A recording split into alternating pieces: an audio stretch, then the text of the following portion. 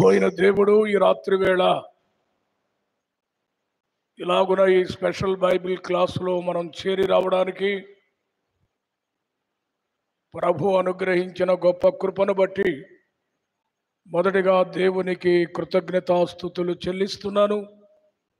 మీ అందరికీ కూడా ప్రభు నామమున ప్రేమ వందనాలు తెలియజేస్తూ ఉన్నాను. దైవ గ్రంథములో నుండి దేవుని వాక్యాన్ని మనం చదువుకుందాం. క్రొత్త నిబంధన గ్రంథములో నుండి మత్తయి సువార్త 7వ అధ్యాయము 6వ వచనాన్ని చదువుతున్నాను. బైబిల్ గ్రంథములు చూడగలిగిన వారందరూ దయచేసి చూడవలసినదిగా ప్రేమతో మనవి. మత్తయి సువార్త 7వ అధ్యాయము 6వ వచనము. పరిశుద్ధమైనది కుక్కలకు పెట్టకుడి, మీ ముత్యములను పందుల ఎదుట వేయకుడి. వేసిన ఎడల అవి ఒకవేళ వాటిని కాళ్ళతో త్రొక్కి మీ మీద పడి మిమ్మును చీల్చివేయును. ప్రభు తన వాగ్దానమును దీవించున్నట్లు తలలు వంచితే ప్రార్థన చేసుకుందాం. దయగలిగిన మా తండ్రి, కృపగలిగిన మా నాయన, నీ పరిశుద్ధ పాదములకు స్తోత్రాలు వందనాలు చెల్లిస్తున్నాం. గొప్ప దేవా, మరి ఒకసారి మీ సన్నిధిలో ఇలాగున మేమందరము చేరి వచ్చి మీ వాక్యమును ధ్యానం చేయడానికి మీరు మాకు ఇచ్చిన గొప్ప తరుణమును బట్టి మిమ్మల్ని స్తుతిస్తున్నాం. ఈ సమయంలో చదువుబడిన మీ మాటలను దీవించండి. నిలువబడిన మనుషుని మరుగుపరచి ఆ మాటలలోని సత్యములను తేటగా మీరే మాకు బోధించి మమ్మను తృప్తిపరచుమని ఈ మనవులు మా రక్షకుడు విమోచకుడైన యేసు క్రీస్తు అతి శ్రేష్టమైన నామమునే ప్రార్థించి వేడుకొనుచున్నాము తండ్రి, ఆమేన్. ప్రభునందు ప్రియ సోదరి సోదరులారా,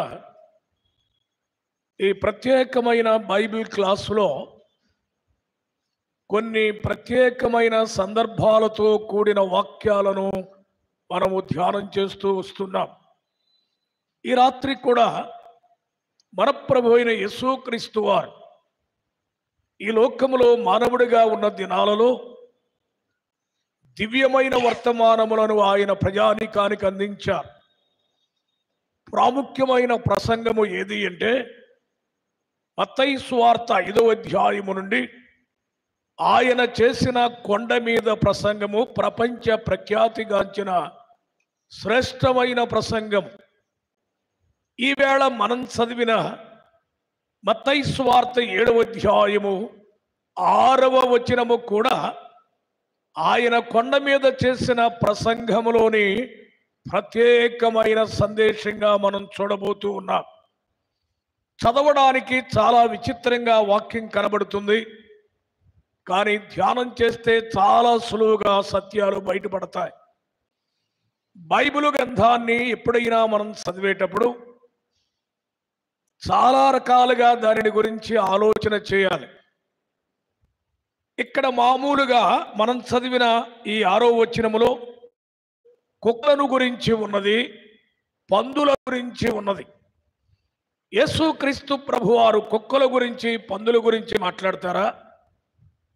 ఈ సత్యాలు మనం జాగ్రత్తగా గమనించాలి. ఎందుకు అంటే అక్షరార్థముగా వాటిని గురించి ఆయన చెప్పడం, వాటి జీవితాలలో ఉన్న కార్యాలను బట్టి మనతో మాట్లాడతాడు. అది ఎప్పుడైనా క్రీస్తు ప్రభువారి ప్రసంగాలు మనం చూస్తే చదవడానికి సులభంగా కనబడతాయి, కానీ ధ్యానం చేయడానికి చాలా లోతుగా ఉంటాయి. ఈవేళ మనం చదివిన ఈ వాక్యాన్ని గమనిద్దాం. వాస్తవానికి 6వ వచనము 2 వర్తమానాలుగా చెప్పాలి. ఒకటి కుక్కల గురించి, ఒకటి పందుల గురించి. కానీ రెండిటిని కూడా కలిపి ఈ 6వ వచనములో చెప్పబడినది గనుక నేను మీకు కలిపే ఈ రాత్రి జ్ఞాపకానికి తేబోతున్నాను. చదువుదాం 6వ వచనం చూడండి. పరిశుద్ధమైనది పరిశుద్ధమైనది కుక్కలకు పెట్టకుడి. కుక్కలకు పెట్టకుడి అన్నాడు. ఏమిటండి ఇది? కుక్కలకు బిస్కెట్లు వేస్తారు, కుక్కలకు మాంసం వేస్తారు. కానీ ప్రభువు మాట్లాడుతూ అన్నాడు, పరిశుద్ధమైనది కుక్కలకు పెట్టకుడి అన్నాడు. ఏమిటి పరిశుద్ధమైనది? ఆ పదార్థం ఏమిటి? ఎందుకు కుక్కలకు పెట్టద్దు అంటున్నాడు? ఆ కుక్కలేమిటి అసలు? ఈ సంగతిని మనం ధ్యానం చేద్దాం. పరిశుద్ధమైనది అనే మాట మనం చూస్తున్నాం. ఈ పదము ఎక్కడి నుంచి వస్తుంది అని మనం గమనిస్తే సమూయేలు మొదటి గ్రంథము 2వ అధ్యాయము 2వ వచనాన్ని చదువుదాం. సమూయేలు మొదటి గ్రంథము 2వ అధ్యాయము 2వ వచనము. యెహోవా వంటి పరిశుద్ధ దేవుడు ఒకడును లేడు. పరిశుద్ధ దేవుడు ఒక్కడును లేడు. ఈ పరిశుద్ధమైనది అనే మాట మన దేవునికి చెందిన మాట. అందుకే మనం చదువుతున్నాం, యెహోవా వంటి పరిశుద్ధ దేవుడు ఒక్కడును లేడు. రెండవదిగా లూకా సువార్త మొదటి అధ్యాయము 49వ వచనం చదువుదాం. లూకా సువార్త మొదటి అధ్యాయము 49వ వచనము. సర్వశక్తిమంతుడు నాకు గొప్ప కార్యములు చేసెను గనుక, సర్వశక్తిమంతుడు నాకు గొప్ప కార్యములు చేసెను గనుక, ఇది మొదలుకొని అన్ని తరముల వారును నన్ను ధన్యురాలని అందురు. అన్ని తరముల వారును నన్ను ధన్యురాలనందురు. ఆయన నామము పరిశుద్ధ, ఆయన నామము పరిశుద్ధమైనది. ఈ క్రమాన్ని చూడండి. దేవుడు పరిశుద్ధమైన వాడు, ఆయన నామము పరిశుద్ధమైనది. రోమాపత్రిక 7వ అధ్యాయము 12వ వచనం చదువుదాం. రోమాపత్రిక 7వ అధ్యాయము 12వ వచనము. కాబట్టి ధర్మశాస్త్రము పరిశుద్ధమైనది. చూచారా? ధర్మశాస్త్రము పరిశుద్ధమైనది. ఆజ్ఞ కూడా పరిశుద్ధమైనది. దేవుడు తన ప్రజలైన ఇశ్రాయేలీయులకు ఇచ్చిన ధర్మశాస్త్రము పరిశుద్ధమైనది. దేవుడు తన ప్రజలకు ఇచ్చిన ఆజ్ఞ కూడా పరిశుద్ధమైనది.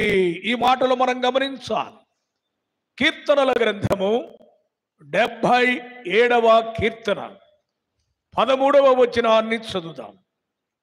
కీర్తనల గ్రంథము 77వ కీర్తన 13వ వచనము.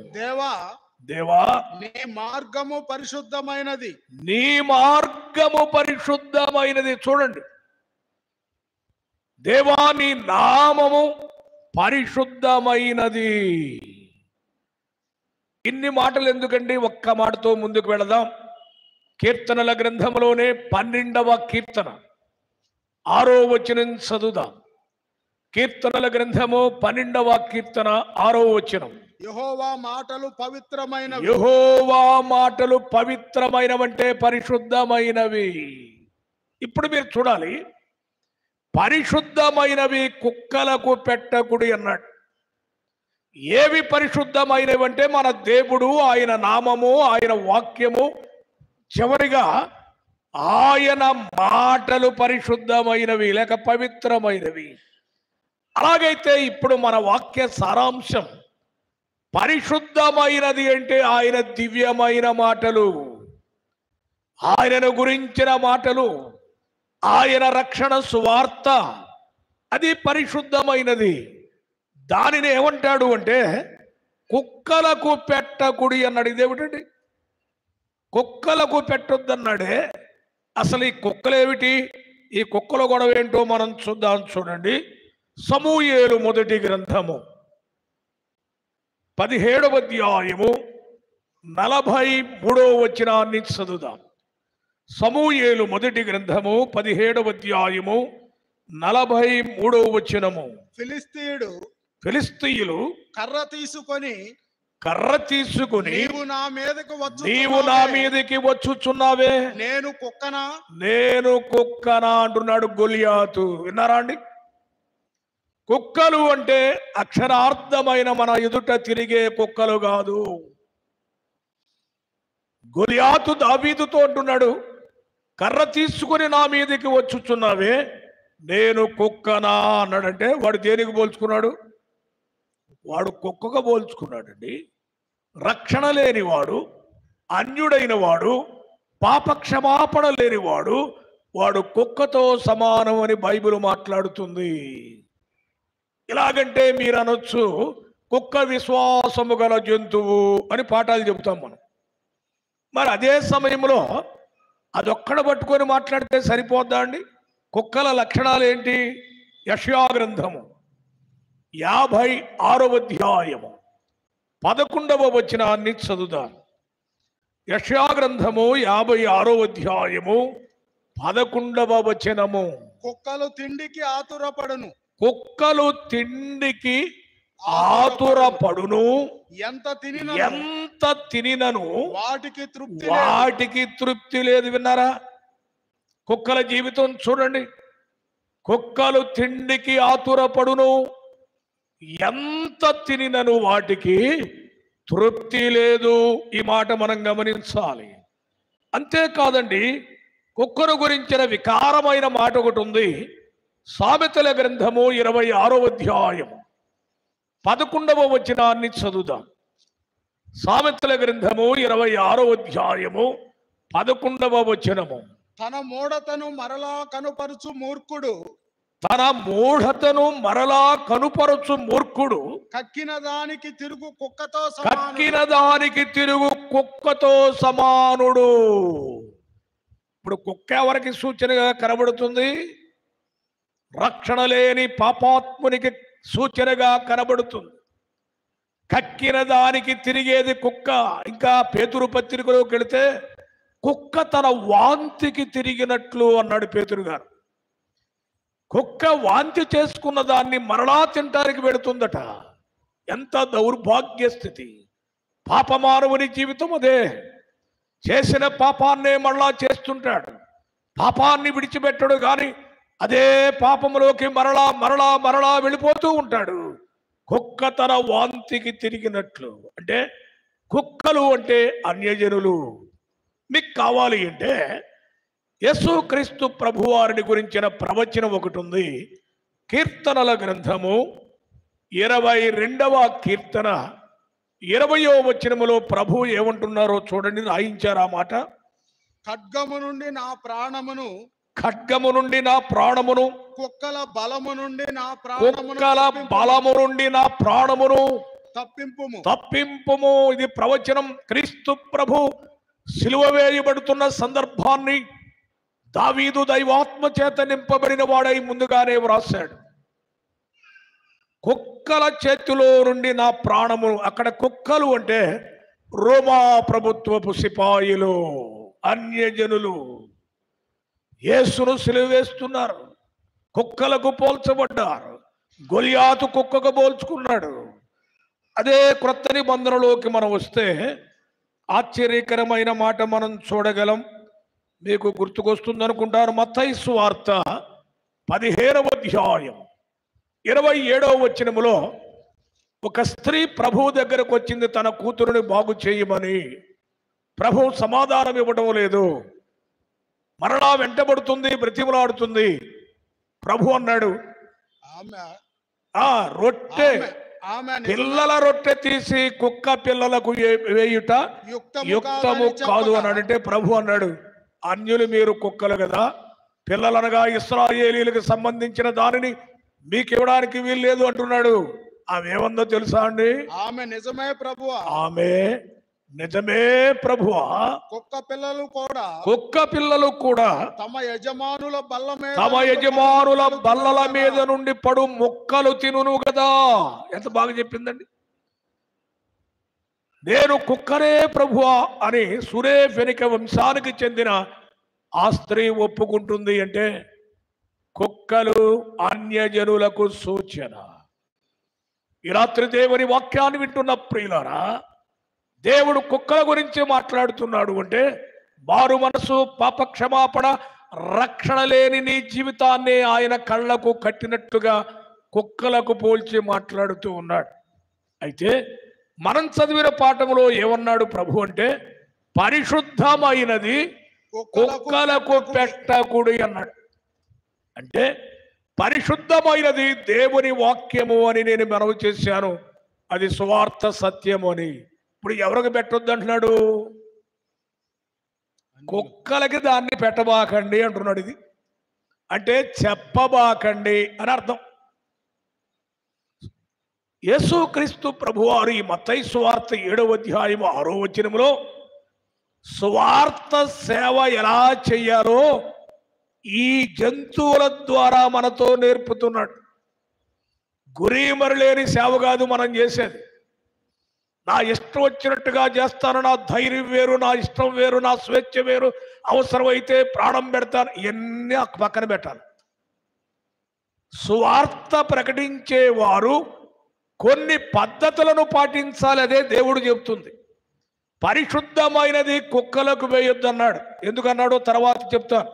ఇప్పుడు 2వ అంశములోనికి వద్దాం. చూడండి, అక్కడ మీ ముత్యములను పందుల ఎదుట వేయకూడి అన్నాడు. ఈ మాట గమనించండి.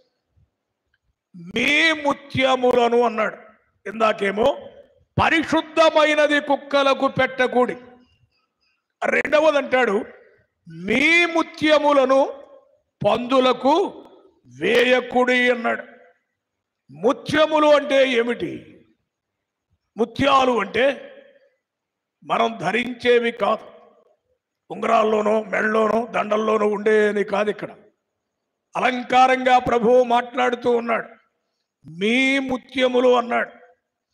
ఒక వ్యక్తి యేసుక్రీస్తును రక్షకునిగా అంగీకరించిన తర్వాత ఆ వ్యక్తి క్రీస్తు ప్రభువును గురించి ప్రచారము చేసేటప్పుడు, ఇతరులకు సాక్ష్యం ఇచ్చేటప్పుడు, సువార్తను ప్రకటించేటప్పుడు ముత్యాలు అన్నాడు ఒక పదాన్ని. అంటే ముత్యములు అంటే ఇందాకేమో పరిశుద్ధమైనవి దేవుని వాక్యం. ముత్యములు అంటే ఆ వ్యక్తి ప్రభు యొక్క పాద సన్నిధిలో మోకాళ్ళ మీద ప్రార్థించి దైవ వాక్యమును ధ్యానము చేసి దేవుడిచ్చిన పరిశుద్ధాత్మ తలంపులను ముత్యములులాగా ప్రకటించాలి. అవే ముత్యాలు అంటే. ముత్యాలు దొరకడం అంటే మీకు సముద్రపు అడుగు బాగాన దొరుకుతాయి. కష్టం, లోతుగా దొరికే వస్తువు, చాలా విలువైనది అది. అంటే దేవుని సత్యములను, వాక్య సత్యములను లోతుగా పఠించి గ్రహించి ధ్యానించి బోధించాలి. కానీ ప్రశ్న, ఎక్కడ పెట్టకూడదు? ఈ బ్రహ్మాండమైన సత్యాలు, దేవుని యొక్క మర్మాలు, ఇవన్నీ కూడా ఎక్కడ వేయకూడదు? పందుల ఎదుట వేయకూడదు అన్నాడు. ఇది గమనించాలి. నీకు వాక్యం బాగా తెలిసి ఉండొచ్చు, మర్మాలు బాగా ఎరిగి ఉండవచ్చు, అనుభవం అద్భుతంగా ఉండవచ్చు, కానీ ముత్యముల లాంటి దేవుని పలుకులను, మాటలను పందుల ఎదుట వేయొద్దు అన్నాడు. పంది అనగానే మనకు వికారం వస్తుందా, రాదా అండి? పంది జీవితం మనకు తెలుసు. ఎందుకు ప్రభు పందిని పోలుస్తున్నాడు ఇక్కడ? లేవియ కాండము 11వ అధ్యాయం 7వ వచనములోనికి వెళితే అక్కడ పవిత్ర జంతువులు, అపవిత్ర జంతువులని ప్రభు ఒక లిస్ట్ ఇచ్చారు ప్రభు అక్కడ. అందులో ఈ పందిని గురించే వ్రాయబడింది అంటే, చదువుతారా పోని? లేవియ కాండం 11వ అధ్యాయం 7వ వచనము. పంది విడిగా నుండి 2 డెక్కలు గలది గాని అది నెమరు వేయదు గనుక అది మీకు అపవిత్రము. చూడండి, మీ ముత్యములను పందుల ఎదుట ఎందుకు వేయొద్దు అన్నాడంటే, పంది అపవిత్రమైనది, గురిమరి లేనిది, వారు మనసు లేనిది, రక్షణ లేనిది, దేవుని లెక్కలోనే అపవిత్ర జీవుల్లో అది పేర్కొనబడింది అండి. పైగా మహాజ్ఞాని సొలొమోను మాట్లాడుతూ పందిని గురించిన అలంకారం చెప్తున్నాడు పోలికగా. సామెతల గ్రంథం 11వ అధ్యాయం 22వ వచనం చదవండి. సామెతల గ్రంథము 11వ అధ్యాయము 22వ వచనం. వివేకము లేని సుందర స్త్రీ, అదిగోండి, వివేకము లేని సుందర స్త్రీ పంది ముక్కుననున్న బంగారు కమ్మె పంది వంటిది. ముక్కున ఉన్న బంగారు కమ్మె వంటిది. ఏమండి, పంది ఇష్టం అనుకోండి, నా పంది ఖాళీగా ఉంటూ ఒప్పుకోను, దాని ముక్కుకు నేను బంగారు పోగు చేపిస్తాను, మెరిసిపోవాలా, ఇది నా పెంపుడు పంది అన్నట్టుగా పందికి బంగారు పోగు చేయించాం అనుకోండి. ఎందుకు సొలొమోను ఆ మాట చెప్పాడు అంటే, పంది వెళ్ళిన తర్వాత ఏం చేస్తుంది, ఆ పోగు పెట్టామనుకో, వెళ్ళి ఏం చేస్తుంది, పోగును అద్దంలో చూసుకుంటుందా, బాగుందా లేదని మురిసిపోద్దా, ఏం చేస్తుందండి? నువ్వు బంగారు పోగు పెట్టినది పెంట్లోకే వెళ్ళేది, ముక్కు ముట్టెంత దేంట్లో పెట్టుద్ది, అశుద్ధంలో పెడుతుంది అండి, అపవిత్రత. పంది జీవితాన్ని సొలొమోను ఎంత చక్కగా పోల్చాడో మనం గమనించాలి. అంతేనా, మరొక మాట కూడా జ్ఞాపకానికి తేవాలి.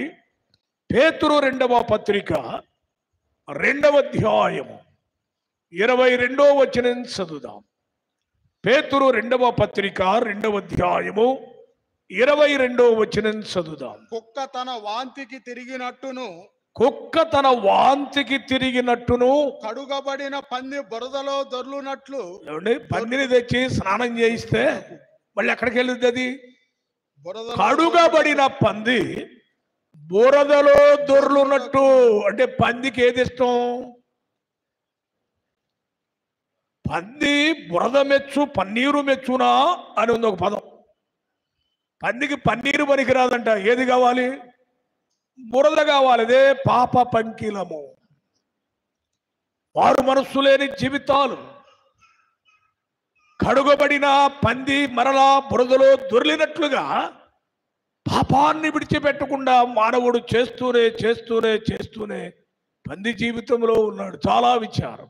అంతేకాదు, పందులంటే ఎవరికి ఇష్టం అంటే, జాగ్రత్తగా ఒక మాట తెలిసిందే, చూద్దాం. చూడండి, మార్కు సువార్త 5వ అధ్యాయం 11వ వచనములో శాన దయ్యములలో లేక వ్యక్తిలో ఉన్న వేల దయ్యములను ప్రభువు వెళ్ళిపోమని చెబుతున్నప్పుడు ఆ దయ్యములు ప్రభువుని బతిమాలుతున్నాయి.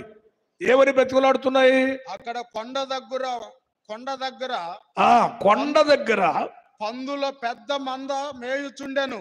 పందుల పెద్ద మంద మేయుచుండెను గనుక ఆ పందులలో ప్రవేశించునట్లు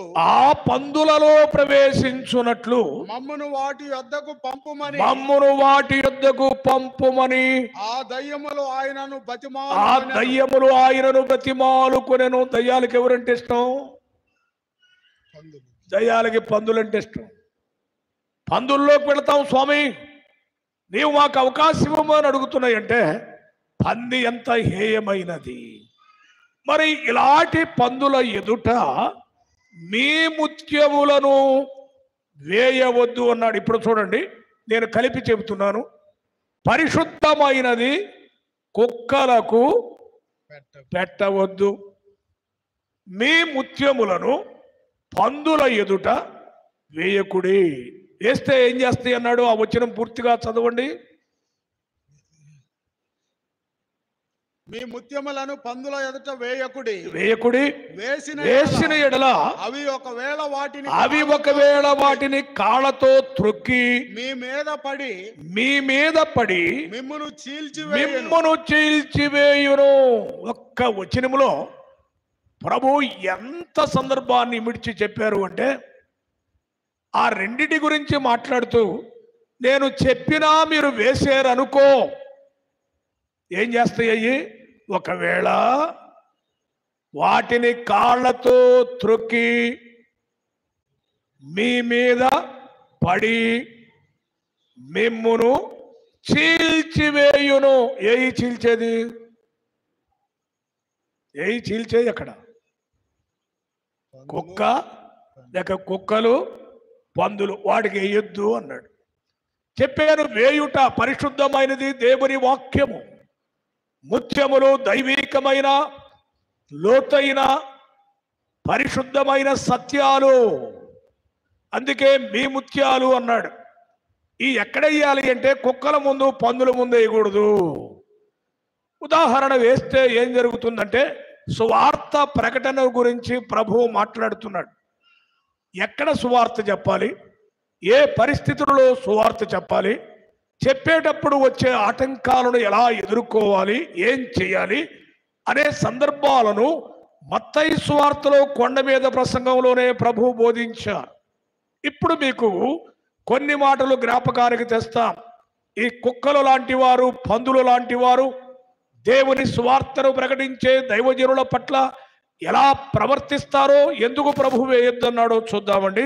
జాగ్రత్తగా చూడండి. మత్తయి సువార్త 10వ అధ్యాయము 14వ వచనం చదువుతాం. ఎవడైనను మిమ్మును చేర్చుకొనక, వింటున్నారు కదా, ఎవడైనను మిమ్మును చేర్చుకొనక, మీ మాటలు వినకుండిన ఎడల మీరు ఆ ఇంటినైనను ఆ పట్టణమైనను విడిచిపోవునప్పుడు మీ పాదధూళి దులిపివేయుడు. ఆగుదాం. ప్రభు చెప్పిన మాట చూడండి. శిష్యులతో మాట్లాడుతూ అన్నాడు, ఎవడైనను మిమ్మల్ని తన ఇంట చేర్చుకొనకపోయినా, మీరు చెప్పు వాటిని వినకుండా ఉన్నా మీరు ఆ పట్టణాన్ని విడిచిపోవాలి. ఇప్పుడు ఈ సువార్తలో ఈ సత్యాలు తెలియకే తన్నులు తింటుంది. మనం ఇక్కడే చెబుతాం, మేము హక్కుంది మాకు, రాజ్యాంగం 25వ ఆర్టికల్ మాకుంది. ఇప్పుడు విజయవాడలో కూడా గొడవలు మీరు చూస్తున్నారు లేదు. రాజ్యాంగం ఆర్టికల్ ఏంటండి? దేవుని వాక్యమే మన రాజ్యాంగం. దేవుడు ఏం చెప్పాడో అది వినాలి. వినలేదా, మనం ప్రకటించినప్పుడు వారు వినలేదు అంటే మనం విడిచి వెళ్ళాలి. అంతేగాని మేము సమర్పించుకున్నాం, ప్రాణం పోయినా సరే అంటే చచ్చిపోతాం. ఏముంది దాంట్లో? గొప్పతనం ఉంది. ఎంతోమంది చచ్చిపోయారు, దానివల్ల ఏంటి? చచ్చిపోతే సేవ ఏంటి మరి? అందుకే వివేకం అవసరం. ప్రభువు కూడా మాట్లాడుతూ అన్నాడు, పావురముల వలె నిష్కపటులునై పాముల వలె వివేకులునయ్యుండి అన్నాడు. అది సరే. కుక్కలు పందులు ఏం చేస్తాయంటే నమ్మని వారు దేవుని స్వార్థను అడ్డగిస్తారు. అప్పుడు మనం అక్కడ నుండి వెళ్ళిపోవాలి అని ప్రభువు చెబుతున్నాడు. మరొక మాట కూడా జ్ఞాపకానికి తేవాలి. అపోస్తుల కార్యముల గ్రంథము 18వ అధ్యాయం 5-6 వచనాలు చదువుదాం. అపోస్తుల కార్యముల గ్రంథము 18వ అధ్యాయము 5-6 వచనాలు. శీలయు తిమోతియు మాసిదోనియా నుండి వచ్చినప్పుడు పౌలు వాక్యమును బోధించుటయందు ఆతురత గలవాడై యేసే క్రీస్తుని యూదులకు దృఢముగా సాక్ష్యమిచ్చి వారు ఎదురు దాడి దూషించినప్పుడు అతడు తన వస్త్రములు దులుపుకొని, ముందు మాట మరలా చదవండి. యేసే క్రీస్తు ఉన్నాడని యూదులకు దృఢముగా మెచ్చుచుండెను. వారు ఎదురాడి చూచారా? దైవ సేవకుడైన పౌలు దేవుని వాక్యాన్ని ప్రకటిస్తున్నప్పుడు యూదులు ఏం చేశారండి? ఎదురాడారంటే మీద తిరగబడ్డారు, వాదనకు దిగారు, గొడవ పెట్టుకున్నారు. అప్పుడు పౌలు ఏమన్నా వారి మీద దూకాడా? తెలుస్తాను, కేసు పెడతాను మీ మీద అని అన్నాడు. ఆయన ఏం చేశాడండి? అతడు తన వస్త్రములను చింపుకొని, విన్నారా? వాళ్ళ మీదకు పోలా, ఆయనే తన వస్త్రాలను తింపుకున్నాడు.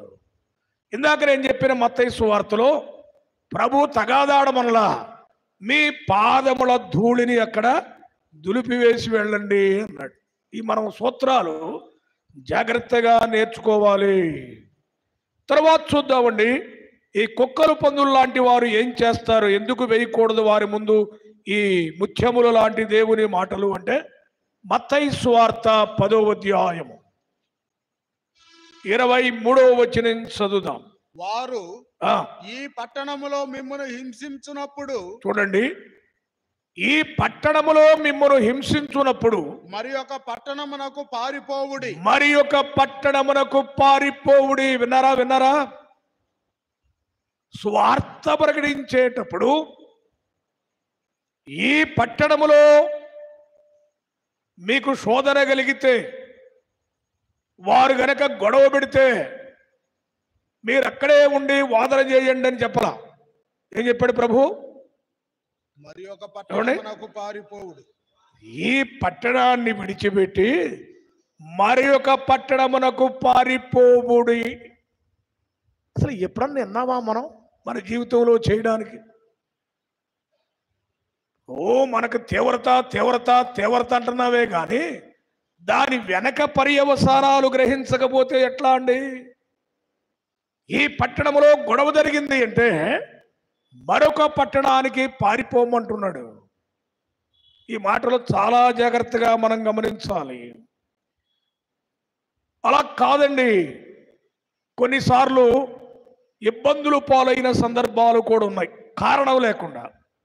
అపోస్తుల కార్యముల గ్రంథం 16వ అధ్యాయములో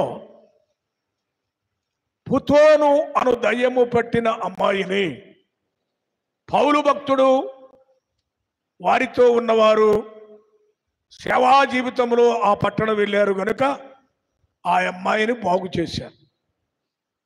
బాగు చేసినందుకు కలిగిన లాభం ఏంటి వీళ్ళకంటే? చూడండి, అపోస్తుల కార్యముల గ్రంథం 16వ అధ్యాయము 19వ వచనం చదువుదాం. ఆమె యజమానులు తమ లాభ సాధనము పోయెనని చూచి పౌలును శీలను పట్టుకొని గ్రామపు సావడిలోనికి అధికారుల యొద్దకు ఈడ్చుకొని పోయిరి. చూచారా అండి ఏం జరిగింది ఇక్కడ? ఇందాక మనం ఏం చదివాం? ఈ కుక్కలు పందులు ఏం చేస్తాయని కాళ్ళతో తొక్కి, ఏమండి ఇంకా ఏం చదివామండి? మీ మీద పడి ఇంకా మిమ్మును చీల్చివేయును. చూచారా? ఇప్పుడు పౌలు శీలను పట్టుకున్నారు, చావటిలోనికి ఏం చేశారు? ఈడ్చుకొని పోయారు దైవ సేవకులను. తర్వాత ఏం జరిగిందో చదువుదాం. అదే 16వ అధ్యాయము అపోస్తుల కార్యముల గ్రంథము 22వ వచనము. అప్పుడు జన సమూహము వారి మీదకి దొమ్మిగా వచ్చెను. అప్పుడు జన సమూహము కూడా దొమ్మిగా వచ్చెను. న్యాయాధిపతులను వారి వస్త్రములు లాగివేసి, ఆగండి. ఇందాకేమో ఈడ్చుకు వెళ్ళారు, ఇప్పుడు జనసమూహము దుమ్మిగా వచ్చేసేసారు. ఇప్పుడు జరిగిన ఘోర అవమానం ఏంటంటే పౌలు శీల భక్తుల వస్త్రాలను లాగివేశారు. ఇదే ప్రభువు చెప్పిన కుక్కలు పందుల సంగతి ఇదే. వస్త్రములను లాగివేసి ఏమన్నా విడిచిపెట్టారా అండి? అదే 16వ అధ్యాయం అపోస్తుల కార్యముల గ్రంథం 23వ వచనం చదువుదాం. 23వ వచనం. వారు చాలా దెబ్బలు కొట్టి వారిని చెరసాలలో వేసి. ఏం కొట్టారండి? దెబ్బలు కొట్టి. ఎన్ని కొట్టారు? వారు చాలా దెబ్బలు, కౌంట్ లేదు అక్కడ. వారు చాలా దెబ్బలు కొట్టారు, చెరసాలలో వేశారు. తర్వాత అండి, భద్రముగా కనిపెట్టవలనని చెరసాల నాయకునికి ఆజ్ఞాపించను. ముందులో ఒక మాట ఉందండి, బెత్తములతో వస్త్రములు లాగివేసి బెత్తములతో వారిని కొట్టి. అర్థమైందా అండి? పందులు కుక్కలు ఎంత ప్రమాదం అండి! వారు చేసింది ఒక దయ్యం పట్టిన అమ్మాయిని స్వస్థపరిచినందుకు ఈ విధంగా వస్త్రాలు లాగివేసి బెత్తములతో కొట్టి, చాలా దెబ్బలు కొట్టి చెరసాలలో వేశారు. ఆ దెబ్బల గురించి మనం చదివితే 16వ అధ్యాయంలో చెరసాల నాయకుడు వారిని బయటికి తీసుకుని వచ్చి వారి గాయములను కడిగి అనుంది. అంటే పౌలు శీలకు ఏమైనాయండి? పందులు ఏం చేస్తాయి? కుక్కలు ఏం చేస్తాయి? చీల్చి వేస్తాయి. ప్రభువు చెప్పింది అదే. పౌలు శీలలను గాయాలు చేశారు ఆ అన్య జనాంగము. అందుకే ప్రభువారు ఈ మత్తయి సువార్తలో కొండ మీద ప్రసంగంలో కుక్కల విషయమై, పందుల విషయమై ఆయన జాగ్రత్తలు చెబుతూ ఉన్నాడు. అంటే మనము దేవుని పరిచర్యలో చేయవలసిన సూచనలు. ఇప్పుడు ఇలాగైతే మీరు అనొచ్చు, మరి మార్కు సువార్త 16వ అధ్యాయము 15వ వచనములో యేసుక్రీస్తు ప్రభువారు మీరు సర్వలోకమునకు వెళ్ళి సర్వ సృష్టికి సువార్త ప్రకటించుడు అని చెప్పాడే, సర్వలోకానికి వెళ్ళి చెప్పమన్నాడే. మరి మీరేమిటండి కుక్కల జోలికి పోవద్దు, పందుల జోలికి పోవద్దు అని ఈ మాట చెబుతున్నారు? అంటే సర్వలోకమునకు వెళ్ళి సువార్త చెప్పమన్నది కరెక్టే, కానీ ఆ చెప్పే సమయంలో ఉండే కుక్కల లాంటి వారు, పందుల లాంటి వారి విషయంలో జాగ్రత్తలు వహించాలి అన్నాడు. అందుకే పరిశుద్ధమైనది కుక్కలకు పెట్టకుడి. పరిశుద్ధం అంటే చెప్పాను. రెండవది, మీ ముత్యములను పందుల ఎదుట వేయకుడి. అంటే ఎవరికి సువార్త ఎలా చెప్పాలో, ఏ విధానములో చెప్పాలో అది మనము ఎరిగి ఉండి, ప్రభు తన శిష్యులు ఎలాగున ముందుకు సాగారో, ప్రభు వారికి ఎలాంటి సూచనలు ఇచ్చాడో వాటిని కూడా మనము మన జీవితాలలో పాటించి ప్రభు పరిచర్యలో సువార్తలో ముందుకు సాగాలి. అప్పుడు ఏ విధమైన సమస్యలు మనకు రావు. మనం జాగ్రత్తగా ఉంటాం కనుక ఈ మాటలను హృదయంలో ఉంచుకుందాం, మన జీవితాలలో వాటిని పాటిద్దాం. పరిచర్యలో నమ్మకంగా, తెలివిగా, సులువుగా, వివేకముగా ప్రవర్తించి ప్రభువును మహిమపరచుదాము. దేవుడి ఈ మాటలను ఈ రాత్రి వేళ మనందరి కొరకై దీవించునుగాక. ఆమేన్. తలలో ఉంచండి, ప్రార్థన చేసుకుందాం. దయగలిగిన మా తండ్రి, కృప కలిగిన మా నాయన, మీ పరిశుద్ధ పాదములకు స్తోత్రాలు, వందనాలు చెల్లిస్తున్నా. గొప్ప దేవ, ఆనాడు మీరు కొండ మీద చేసిన ప్రసంగంలో మత్తయి సువార్త 7వ అధ్యాయం 6వ వచనములో పరిశుద్ధమైనది కుక్కలకు పెట్టకుడి, మీ ముత్యములను పందుల ఎదుట వేయకుడి అని మీరు సెలవిచ్చిన అమూల్యమైన మీ మాటలను బట్టి స్తోత్ర. సువార్త సేవలో ఉండవలసిన మెలకువలను, సూత్రములను